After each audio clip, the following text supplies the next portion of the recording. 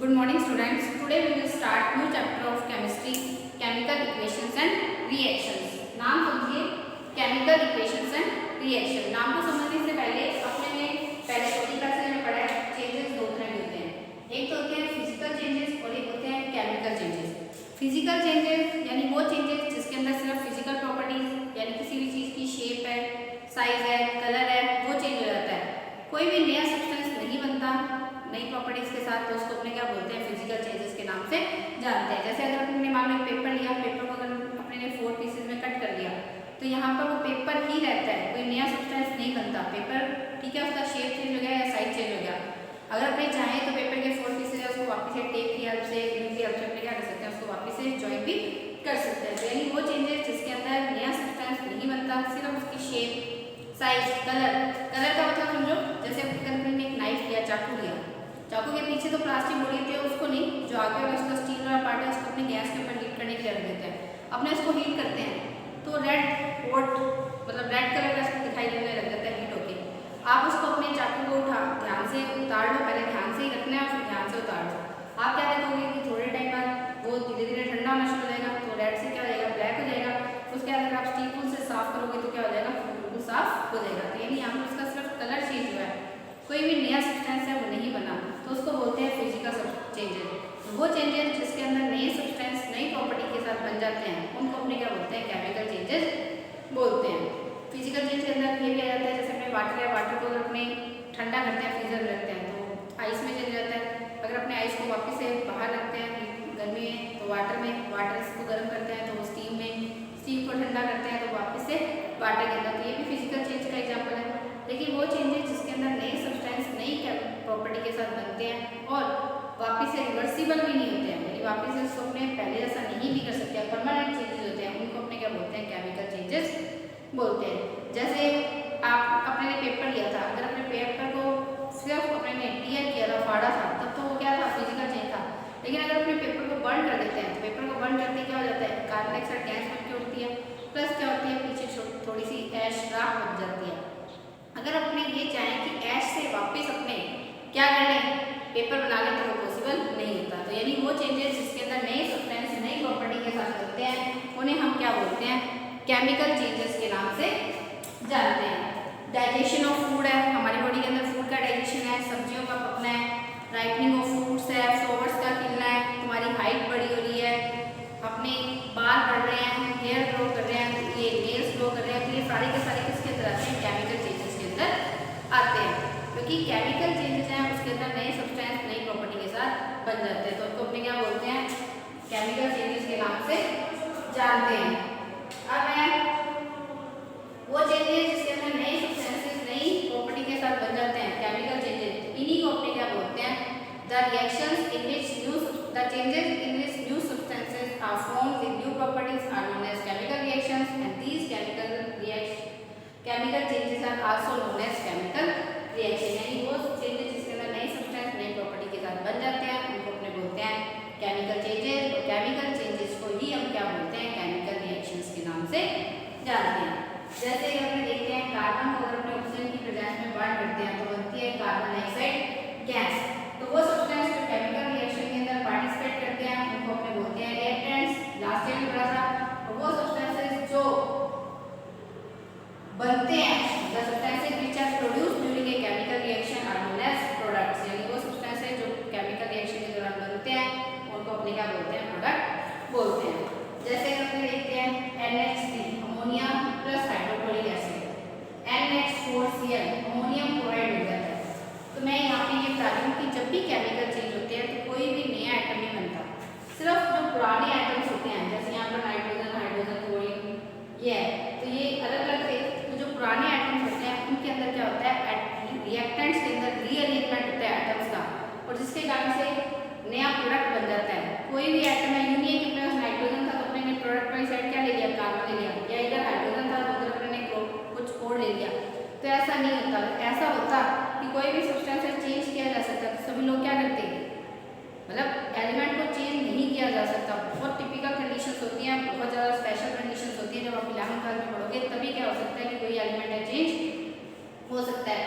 तो यानी जब चेंज नहीं किया जा सकता तब इसको अपने क्या बोलते हैं, मतलब अपने यही पढ़ते हैं कि अपने लिए सिर्फ जो पुराने आइटम्स हैं उन्हीं का रीअरेंजमेंट होता है आइटम्स का, और क्या होते हैं कि नए प्रोडक्ट है वो बन जाते हैं। नहीं तो ऐसा होता तो सभी लोग क्या कर लेते हैं, नॉर्मल कंडीशंस में हो जाता है, सभी लोग लोहा लेते हैं और लोहे को किसमें चेंज कर लेते हैं, गोल्ड बहुत महंगा है तो गोल्ड के अंदर क्या कर लेते हैं, चेंज कर लेते हैं। यानी ऐसा पॉसिबल नहीं होता, पुराने एलिमेंट्स हैं उन्हीं का आइटम्स का रीअरेंजमेंट होता है, और अरेंजमेंट होकर रीअरेंजमेंट होकर नए प्रोडक्ट है उन्हीं एटम्स के साथ बनते हैं। क्योंकि अपने ने डाल्टन की एटॉमिक थ्योरी भी पढ़ी है कि एटम को ना तो अपने क्रिएट कर सकते हैं, ना अपने एटम को क्या कर सकते हैं, डिस्ट्रॉय कर सकते हैं। इसलिए जो अपने ने रिएक्टर में ले लिया वही अपनी साइड क्या बन जाता है, प्रोडक्ट की साइड भी बन जाता है। अब देखो स्टूडेंट्स, केमिकल चेंजेस यानी वो चेंजेस जिसके अंदर नए सब्सटेंस नई प्रॉपर्टी के साथ बनते हैं। अब देखो कुछ एक क्वेश्चन है, मैग्नीशियम लीवर का अर्थ है, मैग्नीशियम लीवर है, मैग्नीशियम बोलते हैं अपने अपने इसको ऑक्सीजन के साथ बॉन्ड करते हैं, तो कोई भी चीज है ऑक्सीजन के साथ बॉन्ड होती है, क्या बनता है, मैग्नीशियम ऑक्साइड, व्हाइट कलर का पाउडर बन जाता है। तो ये केमिकल चेंज है। अब अपने मैग्नीशियम ऑक्साइड है, इसको अगर अपने वाटर में डिसॉल्व कर दें तो क्या बन जाता है, मैग्नीशियम हाइड्रोक्साइड, MgOH का फोटोइस मैग्नीशियम हाइड्रोक्साइड क्या बन जाता है, बन जाता है। और जिसके पीछे OH होता है यानी वो क्या होता है, बेस होता है, और वो हमेशा क्या करता है, रेड रेसोल्यू करता है। तुम्हारी बुक के अंदर फर्स्ट क्वेश्चन है कि मैग्नीशियम को बॉन्ड करने से पहले अच्छी तरह से सैंड पेपर से क्यों रगड़ा जाता है। तो इसका अलग अलग बुक्स के अंदर अलग अलग है, तो दोनों ही सही है। एक तो क्या होता है कि मैग्नीशियम है, मैग्नीशियम जब एयर के साथ ऑक्सीजन के कांटेक्ट में आता है तो इसके ऊपर एक मैग्नीशियम ऑक्साइड की लेयर चढ़ जाती है जो इसके ऊपर प्रोटेक्टिव बना लेती है, और जब अपने इसको बर्न करने की कोशिश करते हैं, देखो अगर अपने घर पे गैस पे करते हैं तो गैस का टेम्परेचर तो क्या होता है कि बहुत ज़्यादा होता है, गैस का टेम्परेचर तो ज़्यादा होता है, तो इस कारण से क्या होता है कि घर पे तो अगर आप इसको ऐसे रखते हो तो वो क्या हो जाती है, साफ हो जाती, मतलब जल जाती है। लेकिन अगर अपने इसको उसके साथ मतलब अगर अपने स्कूल में तो अपने क्या करते हैं, इसको अपने सिर्फ कैंडल के ऊपर रख के बर्न करते हैं, जब अपने इसको कैंडल पे रख के बर्न करते हैं तो कैंडल पे रख के बर्न करते हैं तो ये अच्छी तरह से कम्प्लीटली क्या हो जाती है, बर्न मतलब नहीं होती इजी वे में। तब अपने क्या करते हैं कि इसके ऊपर मैग्नीशियम के ऊपर एक ऑक्साइड की लेयर चढ़ जाती है, या कार्बन डाइऑक्साइड और वाटर के कारण से इसके ऊपर मैग्नीशियम हाइड्रोक्साइड और मैग्नीशियम कार्बोनेट की क्या होती है, इसके ऊपर एक लेयर है वो चढ़ जाती है, जिसके कारण से ये क्या होता है कि आसानी से जलता नहीं है। तो अगर वैसे तो अपनी बुक के अकॉर्डिंग तो ये है कि इसके ऊपर एक ऑक्साइड की लेयर चढ़ जाती है, तो ऑक्साइड की लेयर चढ़ जाती है तो इसके कारण से क्या होता है कि इजी वे में बर्न नहीं होता। तो इसलिए अपने इसको क्या करते हैं कि इसके ऊपर से सैंड पेपर से इसको रगड़ते हैं ताकि इसके ऊपर क्या हो जाए कि इसके ऊपर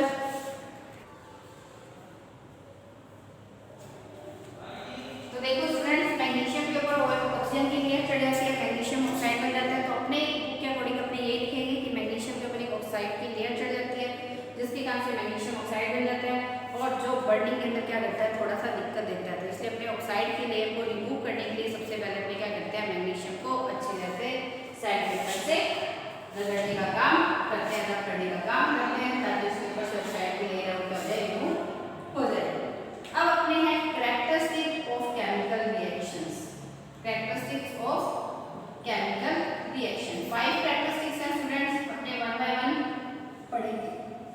पहला है इवोल्यूशन ऑफ गैस। इवोल्यूशन का मतलब होता है निकलना, यानी कोई भी केमिकल रिएक्शन होती है तो क्या होती है, कोई ना कोई गैस निकलती है। जैसे कंबशन प्रोसेस होता है, कंबशन का मतलब क्या होता है, बर्निंग, जलना। जैसे मीथेन है, ऑक्सीजन की वजह से बर्न होती है, तो कार्बन डाइऑक्साइड वाटर प्लस क्या बनता है, हीट और लाइट बनती है, यानी यहाँ पर क्या निकलती है, गैस है निकलती है। जितने भी कंबशन प्रोसेस होते हैं, कंबशन ऑफ बर्निंग, तो हमेशा क्या होता है कि कार्बन डाइऑक्साइड गैस बनती ही बनती है, क्योंकि ये प्रोसेस ऑक्सीजन की हेल्प से होता है। और अपने बर्निंग के लिए क्या करते हैं, हमेशा फ्यूल यूज करते हैं, ऐसे थोड़ा हम किसी चीज को जलाते हैं। तो एक तो क्या होता है कि कंबशन प्रोसेस के अंदर गैस निकलती है, या जब भी एसिड है मेटल के साथ रिएक्ट करता है तब क्या निकलती है, साल्ट प्लस हाइड्रोजन गैस निकलती है। जैसे HCl एसिड है, अपने जिंक ग्रेन्यूल्स ये बता रहा है कि अपने क्या करते हैं, एक कोनिकल फ्लास्क लेते हैं, ये होता है कोनिकल फ्लास्क, कोनिकल शेप में होता है। इसके अंदर अपने क्या करते हैं, जिंक ग्रेन्यूल्स लेते हैं, जिंक लेकर इसके ऊपर अपने थिसल फली की हेल्प से हाइड्रोक्लोरिक एसिड डालते हैं। तो क्या होता है कि जिंक है, देखो जेड, ये हाइड्रोजन गैस तो अलग होगी H2, ZnCl2 के साथ रिएक्ट करेगा तो क्या बनेगा, Cl के साथ रिएक्ट करेगा तो क्या बनेगा, ZnCl2 बन जाएगा। अब ZnCl2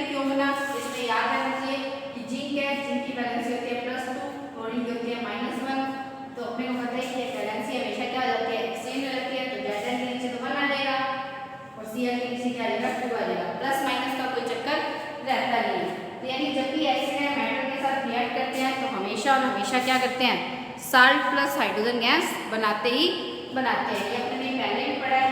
एक इवोल्यूशन ऑफ गैस है, मतलब जब भी कोई भी कंबशन का प्रोसेस होता है तब भी क्या होता है कि गैस इवोल्व होती है। तो पहला कैरेक्टरिस्टिक हो गया इवोल्यूशन ऑफ गैस। दूसरा एक फैक्टर है चेंज इन कलर।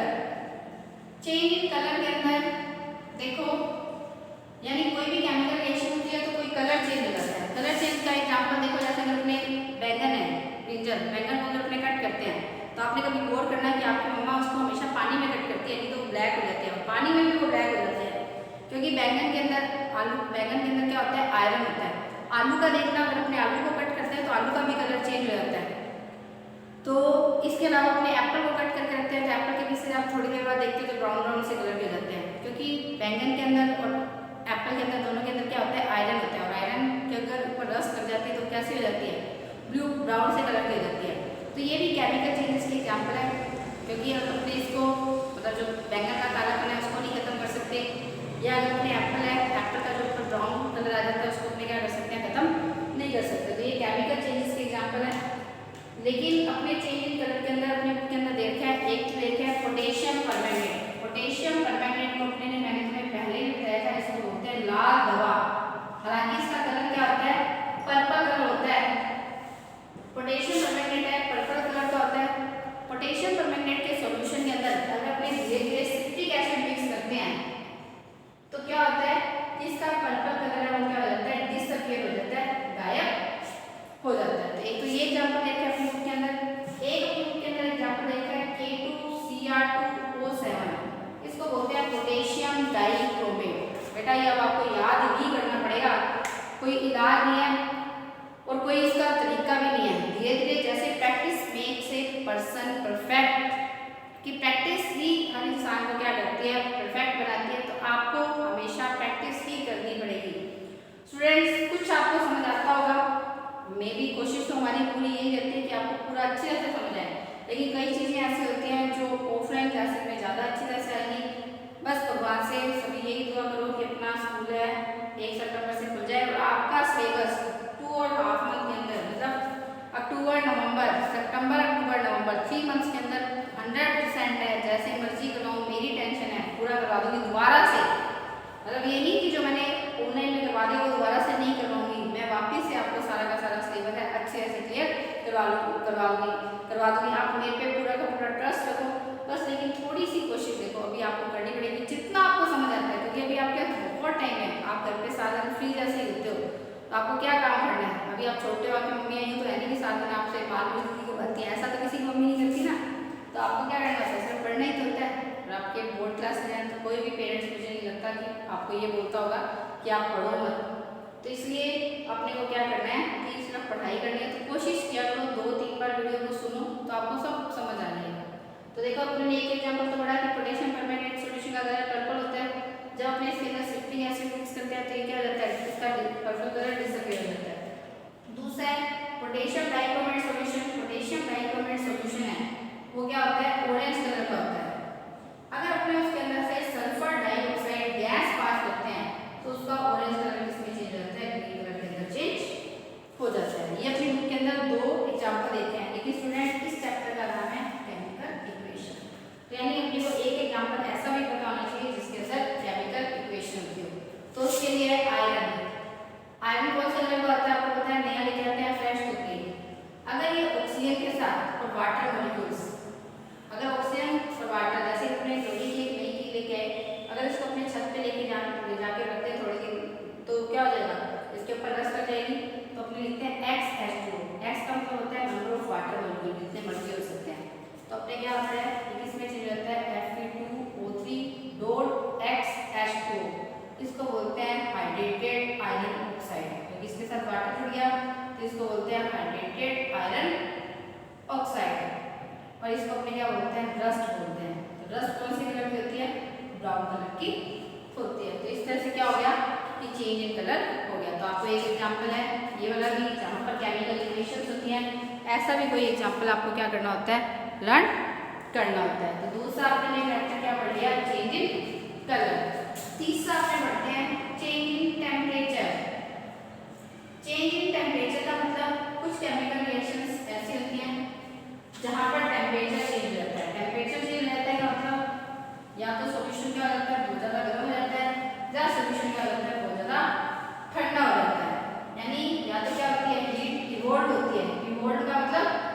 निकलती है, हीट क्या होती है, इवोल्व होती है। इवोल्व का क्या होता है, निकलना। तो वो प्रोसेस जहाँ पर हीट इवोल्व होती है उसको अपने बोलते हैं एक्सोथर्मिक प्रोसेस। क्या बोलते हैं, एक्सोथर्मिक। एक्सो का मतलब क्या होता है, बाहर निकलना, थर्मिक का मतलब हीट यानी हीट का बाहर निकलना, इसको अपने क्या बोलते हैं, एक्सोथर्मिक प्रोसेस बोलते हैं। इसका एग्जांपल है चूना लेते हैं, उसके अंदर हम पानी डालते हैं तो बनता है कैल्शियम हाइड्रोक्साइड। और पानी इतना ज़्यादा गर्म हो जाता है कि पानी जैसे में डालते हैं चूने के अंदर तो इसके अंदर उबाल, जैसे अपने पानी को बॉईल करते हैं तो पानी 100 डिग्री सेंटीग्रेड पे बॉईल होता है। तो यहाँ पर इतनी ज़्यादा हीट इन्वॉल्व होती है कि वाटर क्या हो जाता है, बॉईल होना शुरू हो जाता है। अब आपको मैं एग्जाम्पल बताती हूँ। जैसे चूना क्या होता है कि पुराने टाइम में लोग क्या करते थे, जैसे आजकल अपनी दीवारों के ऊपर व्हाइट वॉश करने के लिए आजकल कली नहीं करते, इसको व्हाइट वॉश या कली के नाम से जानते हैं। आजकल हम अपने घरों के अंदर क्या करते हैं, पुट्टी वगैरह कर देते हैं। लेकिन पुराने टाइम में क्या करते थे लोग, कच्चे घर होते थे या पक्के घर भी होते थे, तो आजकल इतना तब मॉडर्न टाइम नहीं था, तब लोग क्या करते थे अपने घर पे व्हाइट वॉश करते थे और खुद ही ला के कर देते थे दिवाली के टाइम। अभी भी गाँव के अंदर ऐसा होता है। तो क्या होता है कि गाँव के अंदर लोग क्या करते हैं, मटका लेके आते हैं, मटके के अंदर क्या करते हैं, एक पैकेट जैसे चूने का डाल दिया, चूने के ऊपर क्या करते हैं, रात को पानी डाल देते हैं। पानी डालते इतना ज़्यादा एक्सोथर्मिक प्रोसेस होता है, इतनी ज़्यादा हीट प्रोड्यूस होती है जिसके कारण से पानी क्या हो जाता है, बॉईल होने लग जाता है। तो इसको बोलते हैं एक्सोथर्मिक प्रोसेस। यानी अगर अपने उसके अंदर हाथ डालेंगे ना तो अपना हाथ के अंदर क्या हो जाएंगे, छाले हो जाएंगे, इतना ज़्यादा क्या होता है, हीट इवॉल्व होती है। और कुछ जगह ऐसे होती है जहाँ पर हीट एब्जॉर्ब हो जाती है। जो मैं एग्जाम्पल बता रही हूँ अभी वो तो मैंने बता रही हूँ, जो वो मतलब केमिकल रिएक्शन का एग्जाम्पल नहीं है, सिर्फ मैं तुम्हारे लिए पहले ही हीट एब्जॉर्ब भी हो जाती है। इसको अपने बोलते हैं एंडोथर्मिक रिएक्शन। यानी जहाँ पर हीट एब्जॉर्ब होती है, यानी अगर अपने को किसी भी चीज़ को हीट देनी पड़ती है, कोई रिएक्शन करवाने के पहले उसको गर्म करना पड़ता है, तब उसको अपने क्या बोलते हैं, एंडोथर्मिक रिएक्शन बोलते हैं। यानी बाद में वो कैसा हो जाता है, ठंडा हो जाता है। जैसे कि अपने ने लास्ट टाइम पढ़ा था कि अगर अपने पाम के बैक साइड में, अपने बैक साइड के अंदर, हथेली की बैक साइड के अंदर अगर अपने एसीटोन डालते हैं, परफ्यूम डालते हैं, तो अपना हाथ कैसा हो जाता है, ठंडा महसूस होता है। इसका रीजन क्या होता है कि अपने हाथों से वो क्या करता था, लेटेंट हीट ले लेता था वेपर्स बनने के लिए। ये एग्जाम्पल मतलब यहाँ पर तो आएगा सिर्फ एब्जॉर्ब का बता रही हूँ कि ये भी क्या है, एक एंडोथर्मिक प्रोसेस है। बाकी तुम लोगों ने लास्ट में पढ़ा था कैल्शियम कार्बोनेट है, कैल्शियम कार्बोनेट को अपने को हीट करना पड़ता है, तब क्या बनता है, calcium oxide plus carbon dioxide gas बनती है। इस तरह से नाइट्रोजन और ऑक्सीजन गैसेज हैं, अगर अपने को हीट देते हैं तो ये क्या बनता है, नाइट्रोजन मोनोऑक्साइड बनता है। ये कैसे बनता है, लिक्विड फॉर्म में बनता है और ये क्या बन जाता है, बिल्कुल मतलब वैसे बहुत ज़्यादा क्या हो जाता है, ठंडा हो जाता है। तो यानी चेंज इन टेम्परेचर दो तरह का होता है। एक तो वो प्रोसेस होते हैं जिनके अंदर हीट इन्वॉल्व होती है, जिनके अंदर हीट इन्वॉल्व होती है उनको अपने बोलते हैं एक्सोथर्मिक प्रोसेस, और जिनके अंदर हीट इन्वॉल्व होती है यानी हीट देनी पड़ती है उनको अपने क्या बोलते हैं, एंडोथर्मिक प्रोसेस के नाम से जानते हैं। तो तीसरा ये हो गया change in temperature. Fourth number पे है चेंज इन स्टेट, यानी जहां पर क्या हो जाती है, स्टेट ही चेंज हो जाती है। स्टेट का मतलब सॉलिड से लिक्विड, लिक्विड से गैस, इसी तरह से कुछ अपने बात करते हैं। जैसे कैंडल, इसके अंदर कोई केमिकल इक्वेशन का एग्जांपल मेरे को याद नहीं है जहाँ पे इक्वेशंस बनती हो, तो मैं यहाँ पे आपको ये बताती हूँ कि चेंज इन स्टेट के अंदर क्या होता है कि जैसे अगर अपने कैंडल लेते हैं, कैंडल वैक्स है, कैंडल के अंदर वैक्स होती है, वो कैसे होती है, सॉलिड होती है।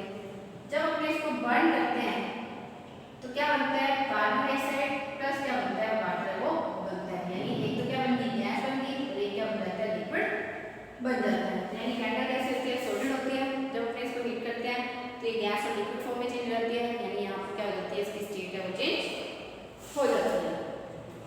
और फिफ्थ है formation of precipitate, formation of precipitate.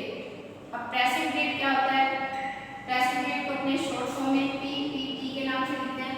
अब प्रेसिपिटेट कैसे होता है, कैसे बनता है, मतलब क्या होता है, पहले इसको जो मैं एग्जांपल दे रही हूँ तो केमिकल रिएक्शन का एग्जांपल नहीं, सिंपल एग्जांपल कि तुम्हें प्रेसिपिटेट पता लग जाएगा कि क्या होता है। अपने पानी लेते हैं एक गिलास के अंदर, पानी के अंदर अपने क्या करते हैं, चॉक पाउडर डालते हैं, चॉक पाउडर डाल के उसको थोड़ी टाइम तक अनडिस्टर्ब पड़ा रहने देते हैं। तो अपने क्या देखते हैं कि पानी ऊपर अलग हो जाता है और चॉक पाउडर नीचे क्या हो जाता है, अलग हो जाता है। हो जाता है ही नहीं हो जाता, नीचे चॉक पाउडर क्या हो जाता है, नीचे सेटल डाउन हो जाता है। तो अगर अपने दो केमिकल्स को रिएक्ट करवाते हैं और एक जो है वो तो सॉल्यूशन फॉर्म में अलग हो जाए रिएक्टेंट प्रोडक्ट, सेपरेट आउट हो जाए तब इसको अपने क्या बोलते हैं, प्रेसिपिटेट के नाम से जानते हैं। यानी यहाँ पे जो चौक है वो क्या हो गया, एक तरह से प्रेसिपिटेट ही हो गया। हालांकि ये फिजिकल चेंज है क्योंकि अपने पानी और चौक को क्या कर सकते हैं, अलग कर सकते हैं, लेकिन केमिकल चेंज के अंदर पॉसिबल नहीं होता। तो यहाँ पर एग्जाम्पल है, जैसे अपने बेरियम क्लोराइड, अब आपको नाम ही याद करना है, सिंबल्स प्लस सल्फ्यूरिक एसिड है, इसके अंदर मिक्स करते हैं तो बेरियम है सल्फेट के साथ जुड़ जाता है और हाइड्रोजन और क्लोरीन जुड़ जाता है। हमेशा ये रिएक्टेंट है इस रिएक्टेंट के बैक साइड में और ये आगे वाला इसके पीछे वाले के साथ जुड़ जाता है। तो क्या बन जाता है, बेरियम सल्फेट प्लस क्या बन जाता है, हाइड्रोक्लोरिक एसिड। तो बेरियम सल्फेट क्या बनता है, व्हाइट प्रेसिपिटेट के रूप में बनता है। एक है लेड नाइट्रेट होता है PbNO3 लेड नाइट्रेट है, ये पोटेशियम हाइड्राइड के साथ रिएक्ट करता है तो क्या बना देता है, KNO3 प्लस क्या बन जाता है, लेड हाइड्राइड का येलो प्रेसिपिटेट है वो बन जाता है। यानी लेड नाइट्रेट, ये आपको रिएक्शन याद करनी है, इंपॉर्टेंट है फॉर्मेशन ऑफ प्रेसिपिटेट के अंदर। लेड नाइट्रेट जब पोटेशियम हाइड्राइड के साथ के अंदर डाला जाता है तो पोटेशियम, देखो पोटेशियम है नाइट्रेट के साथ जुड़ गया और लेड किसके साथ जुड़ गया, हाइड्राइड के साथ जुड़ गया। तो इस तरह से क्या बन जाता है, लेड हाइड्राइड का येलो प्रेसिपिटेट है इसके अंदर बन जाता है। यानी ये पोटेशियम नाइट्रेट है या हाइड्रोक्लोरिक एसिड है, ये किसके रूप में होते हैं, सॉल्यूशन के रूप में होते हैं। तो स्टूडेंट्स ये था फॉर्मेशन ऑफ प्रेसिपिटेट। अब अपने जब चेंज इन टेम्परेचर के अंदर मैंने तुम्हारे को व्हाइट भाषा में बताई थी कि कैल्शियम ऑक्साइड होता है, इसको अपने वाटर में डालते हैं तो बनता है कैल्शियम हाइड्रोक्साइड, इसको बोलते हैं लाइम वाटर, स्लैग लाइम, बुझा हुआ सोना। अगर किसी के कोई बच्चा गांव में रहता है तो उसको ध्यान होगा कि जब भी ऐसा किया जाता है तो रात भर क्या किया जाता है, चूल्हे को मटके में डाल के रख दिया जाता है, उसके अंदर पानी डाल के फिर सुबह उसको दीवार के ऊपर पेंट कर दिया जाता है। जब उसको दीवार के ऊपर अपने एक बार पेंट करते हैं तो 1-2 दिन तक क्या होता है कि कुछ भी मतलब ऐसे लगता है कि व्हाइट वॉश, इसका नाम व्हाइट वॉश है लेकिन वो व्हाइट नजर आता ही नहीं है।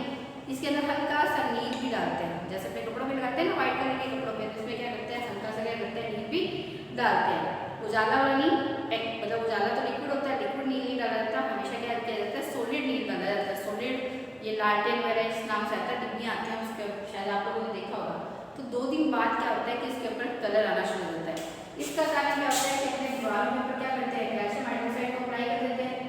अब 2 दिन में क्या होता है, कार्बन डाइऑक्साइड होती है एयर के अंदर, वो क्या करती है इसके साथ रिएक्ट करती है और क्या बना देती है, calcium carbonate plus water, water से कार्बन क्या हो जाता है, कैल्शियम कार्बोनेट। यानी एक तरह से व्हाइट मार्बल को बोलते हैं, सबसे ज़्यादा कैल्शियम कार्बोनेट किसमें होता है, व्हाइट मार्बल में होता है। तो कैल्शियम कार्बोनेट बन जाता है, तो जब कैल्शियम कार्बोनेट बन जाता है वो व्हाइट कलर का होता है। तो 2 दिन के बाद क्या होता है कि दीवारें वो व्हाइट कलर की दिखाई देनी शुरू होती है, तब इसको अपने क्या बोलते हैं, व्हाइट वॉश के नाम से जानते हैं। तो स्टूडेंट्स हम अपने नेक्स्ट वीडियो के अंदर आगे क्या करेंगे, कंटिन्यू करेंगे। Thank you, have a nice day. थोड़ा सा चैप्टर मुश्किल है लेकिन ज़्यादा प्रॉब्लम की बात नहीं है।